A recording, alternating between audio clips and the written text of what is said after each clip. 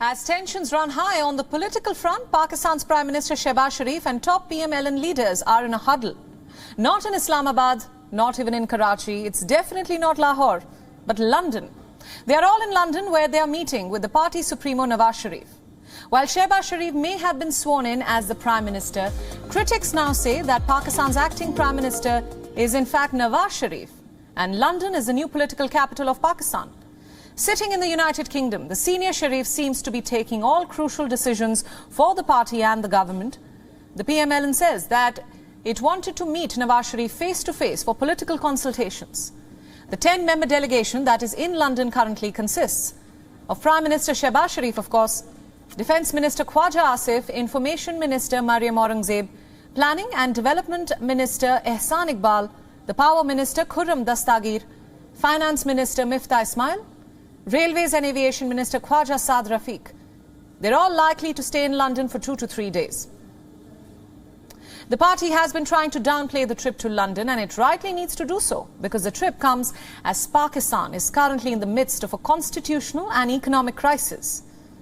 The trip has been criticized by the chief rival Imran Khan, who in a public meeting on Tuesday said that the entire cabinet was going to meet a corrupt and convicted person, and that too on taxpayers' money.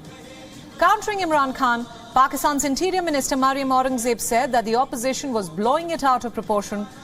So what exactly is the purpose of this so-called private visit?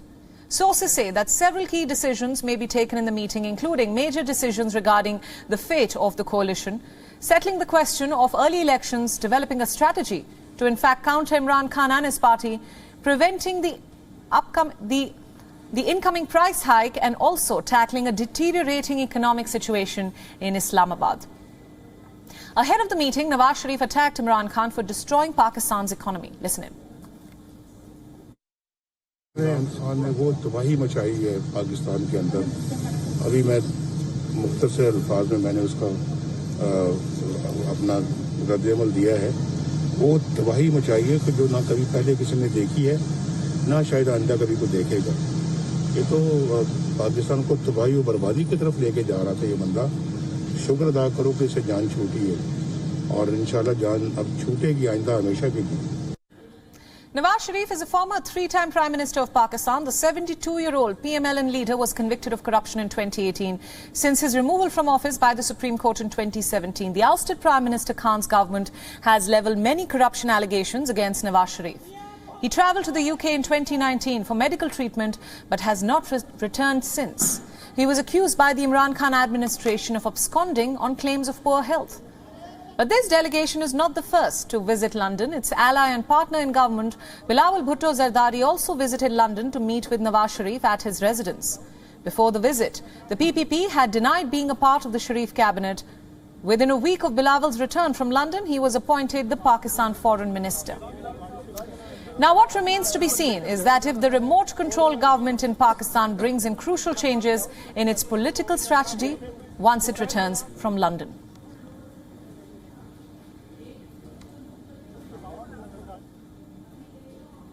For more on this, our Pakistan Bureau Chief Anas Malik is now joining us live from Islamabad. Anas, the Pak leadership is in London to consult the party supremo Nawaz Sharif. What's on the agenda? And my next question, a follow-up to that, is senior Sharif essentially calling the shots?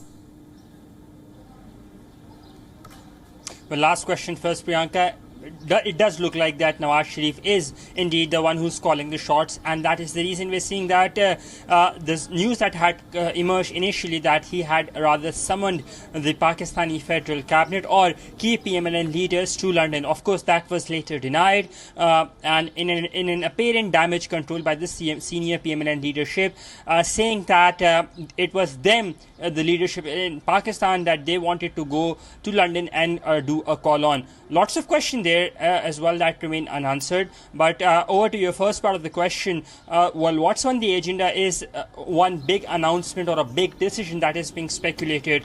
A reflection of what we saw just a short while back, that interview that came of Khwaja Mohammad Asif, the Pakistani Defence Minister, to a British broadcaster, where he said that elections can be held even earlier, before November as well. There are increased speculations in the Pakistani media that Nawaz Sharif would rather want an early election to be held and not let the electoral term be completed because of the current economic conditions of the country.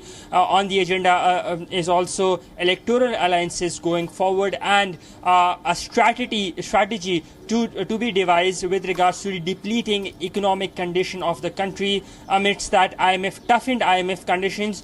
Lots on the agenda there. The meeting has formally begun. We saw those images coming out of London as well.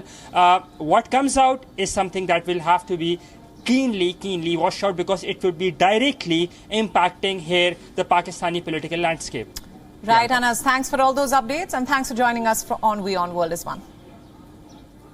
WION World is One is now available in your country. Download the app now and get all the news updates on the move.